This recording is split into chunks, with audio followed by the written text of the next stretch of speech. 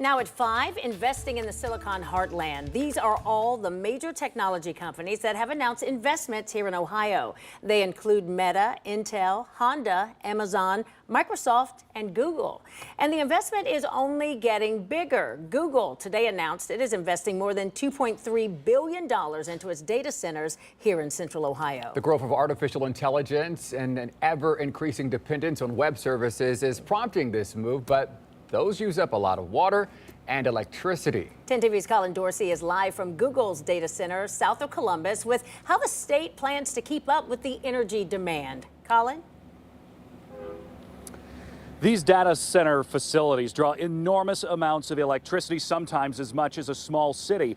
AEP's interim CEO even brought up those concerns during a recent earnings call, especially with the anticipated demand by the end of the decade. And today we asked Lieutenant Governor Jon Husted and Google executives how they intend for us, you and I, to have enough power. Questions about the work that we're doing together? I don't know, just Google it.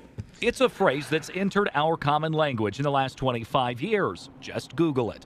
Google's 3 data centers in Central Ohio are massive. This is new drone video taken today showing how big the one south of Columbus is, and it's still growing. Trucks are coming and going, and new buildings are going up. This all taxing our resources. This requires, on the public sector side, partnerships in infrastructure and energy and water and talent. Energy and water are 2 big concerns. A recent study by real estate advisor Newmark found electric demand is the biggest challenge for data centers. AEP is considering new tariffs to require data centers to meet load expectations and help support the cost of adding to the grid.